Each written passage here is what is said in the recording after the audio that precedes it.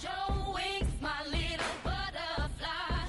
So let what they say keep you up at night. And if they give you shh, then they can walk on by. My feet can't touch the ground, and I can't hear a sound, but you just keep on running up your mouth, yeah. All right, welcome back now to CVM Sunrise. The International Day for the Preservation of the Ozone Layer is observed on September 16 each year. And in recognition of the United Nations theme, Ozone Layer Protection, the mission goes on. The National Environment and Planning Agency, NEPA, has been toying with ways in which they can phase out ozone-depleting substances. One such is by looking at the substances used in our air conditioner and refrigeration units. Joining us are Nicol Walker, National Ozone Officer, and Paul McKenzie, Managing Director of Global Refrigeration and Auto AC Supplies. So how are you? Good morning. Thanks so much for joining us. I got it all finally. We're here toying and joking around with the whole question of aerosol and right guard and stuff, and Patricia was talking about how it is that, you know, when she was using it and stuff. Debunk the myth for me, if you will, if it is that these aerosol contains ozone depleting substances. Thanks for having us. No problem. Happy International Ozone Day. Thank you. Some aerosols did use ozone-depleting substances, but those have now been phased out. And that's a part of the obligation that countries which have signed on to the Montreal Protocol, under which these substances are controlled. That's one of the things that they have done. They've phased out a lot of these ozone-depleting substances. I have to ask about your job title. Like, I really have to get there, because people don't think that Jamaica thinks very far ahead with regards to climate change and environment and that kind of thing. Your whole portfolio has to deal with ozone layer and what affects the ozone layer and how Jamaica... Right. My portfolio is basically ensuring that Jamaica phases out the ozone-depleting substances, which we are supposed to phase out. Also, some of these ozone-depleting substances do cause climate change. So at one point, we knew about the aerosols. Are there any things around now that we're using that are causing those kinds of hazards? Well, some of our AC units and refrigerators use hydrochlorofluorocarbons, which are ozone-depleting substances. A common one is R22, which is ozone-depleting. So we are in the process of phasing that out. And a part of that phase-out process involves training of our technicians and our technical managers, to which Paul can speak a little bit more on alternatives to R22 and other HCFCs, as well as general good practices in refrigeration. This is not an everyday conversation that the average person would generally have. So in layman's term, you know, some of the everyday products that we might use and household appliances and so on, what exactly are we talking about, and how is it that they can help in minimizing the ongoing depletion? Well, two main substances right now that NEPA actually concentrating on is R12 and R22. We have done some workshop over the years to phase out R12, and now they are concentrating on R22, which is the main refrigerant. What does it do? No, okay. Yeah, what does it do? I guess you're coming to R12 and R22. Yeah, which is the main refrigerant that is used in air conditioning right now. What this refrigerant do, when it is exposed to the atmosphere, once you vent it, it goes up into the ozone layer and block the ray of the sun from either coming into the earth or the heat leaving the earth. So you find that's where the ozone layer comes. The ozone layer is just above the atmosphere. So once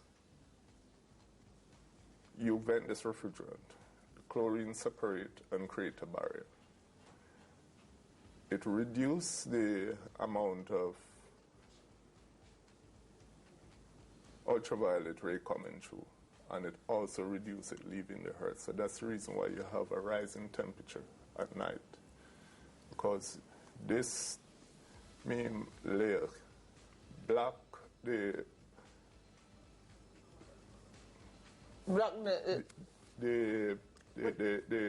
rays from going back into the atmosphere. Just to put it in context a little bit, the ozone layer is the Earth's sunscreen or the Earth's umbrella. So what the ozone depleting substance does, it actually depletes or destroys the layer. So it allows the harmful sun's rays to come into the earth. And that will in itself have negative effects on us. As a consumer, should I be looking at particular things when I go to buy a fridge or when I go to purchase AC? Are there things that I should be looking out for when I'm about to purchase one of these things to ensure that I'm not contributing to the depletion of the ozone layer? And two, how do I manage or handle the fridge? Is there any particular way I can handle the fridge, you know, in ensuring that these things don't happen? Not really. I mean, most refrigerator, all refrigerators are now labeled. I mean, look for 134A. The new refrigerant that is being pushed right now is hydrocarbon. It is being used widely in Europe, Australia, and most of the Far East country. All right, you have some things here with you. What are those things that you have? All right, this is an equipment that is used, that is recommended. What is happening is that a lot of the refrigerant coming into Jamaica today is of low quality. I mean, coming out of different area, different countries. So what the government is trying to do is to try to prevent these from coming in. This equipment actually tests the quality of the refrigerant entering Jamaica. Right? It will be tested by custom, and it is also recommended for the people who are actually, the merchants who are actually buying refrigerant and supplying the market to get one that whosoever supply them with refrigerant, they can test the quality of the equipment. Oh, okay, so they should have one of these, you're saying, to ensure that they... And our customs, our customs officers have actually been trained in the use of this refrigerant identifier. Oh, okay. That's part of our process to phase out the use of these ozone depleting substances. You've also got a cylinder looking. What's that for? This is used for, along with another equipment which you call the recovery machine. To when you're working on any air conditioning equipment or refrigeration equipment, that machine is used to recover the refrigerant. Rather than vent it into the air, you recover it and you store it in this cylinder. Right? This is of an international standard.